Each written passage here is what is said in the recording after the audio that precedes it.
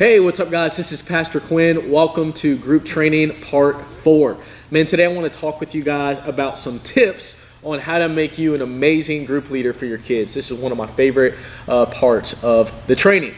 So tip number 1 is start small. Man, when you first start your group and you hardly even know the girls or you hardly even know the guys, let's be honest, you're not going to start off with a deep spiritual conversation. You're going to have to lighten it up a little bit. So just start off by just getting to know their name, getting to know their world, getting to know the things that they like.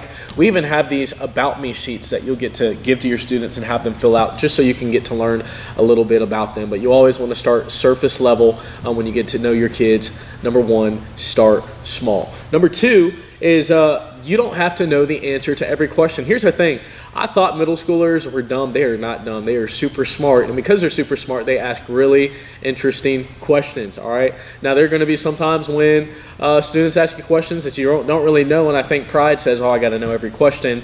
I would rather you say, just be honest and say, hey, I don't know the answer to that question, but let me go do some research, and then I'll get back to you, and then we can follow up that way. Because I'd rather you be honest and give them an accurate answer than to just make up something off the top of your head, but it may not necessarily be true. So it's okay if you don't know the question, just be open and honest. Say, hey, I don't know that now, but let me go find out, and we'll talk about it later. Tip number 3 is have talking objects. Man, there is nothing more frustrating than when you're at your table and every student is talking at the same time. You can't even hear yourself think. How do we solve that? You have a talking object. Talking object could be a phone, could be a ball, could be something that you can physically hold in your hand. And what you do is you pass that object around, and whoever is holding the object is the only one that can talk, right? And what this does is it limits the talking down to one person. And if someone who's talking is talking and they don't have the talking object, you can just say, do you have the talking object? No, then why are you talking? And then that'll be a good way to get them to calm down, all right? So have a talking object.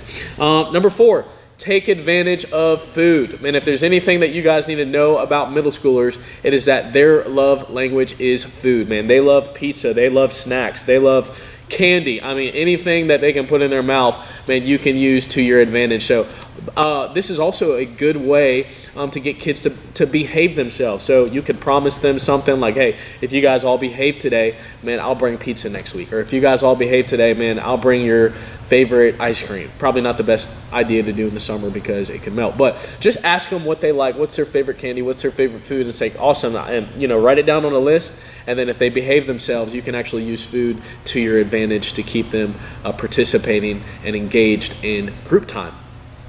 Tip number 5, man, redirect rabbit trails to the point. Man, if there's anything that is true about groups and middle school ministry is that students love to go on rabbit trails. It's so hard to stay on point because they've got so many things going on in their minds and their hearts and their families and all that good stuff. I mean, you could be talking about one thing and next thing you know, you're talking about Fortnite, and so there's just so many things that can get you off point and off track. So one thing that I love to do is a bad leader, this is just a good example, a bad leader will say we're talking about Genesis and creation, and all of a sudden Jimmy says, well, my dad shot a bird out of the sky. And so that's just completely irrelevant to what we're talking about. A bad leader would say, Timmy, shut up and get back to the point.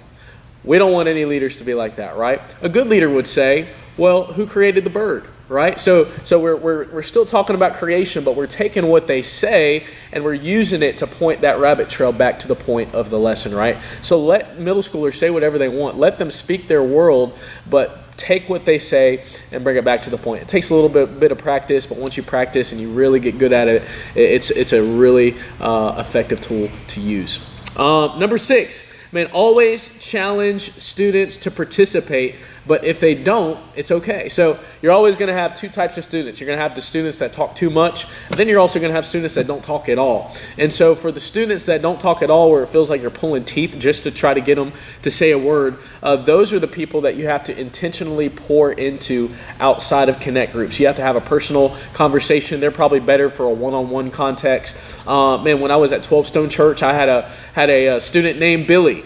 And the thing with Billy is every time I tried to talk with him, he would just always ignore me. I mean, it was like talking to a wall just to try to get him to say one word to me. And so one day I said, hey, Billy, what are you doing this weekend? And he said, I'm going fishing. I was like, awesome. Now, I've never been fishing in my life. The best thing I ever caught was like seaweed last time I went fishing. But for whatever reason, I was like, Billy, I want to hang out with you this weekend and I want to go fishing with you. Went fishing with Billy. Didn't catch a single thing, but because I engaged in what he was already doing and I became part of what he liked, we were able to talk. And since that day, he's actually admitted to me that I was his favorite leader because I took time to engage with him personally and engage in what he was already doing so that I can deepen that relationship with him. So it may not be fishing with your students. It could be video games. It could be Fortnite. It could be sleepover. It could be ice cream. It could be anything. But find out what your kids like, especially those that don't talk a lot. And man, spend time with them outside of Connect groups because that's the best way to get them to open up. And so that is it. And that concludes group training part 4.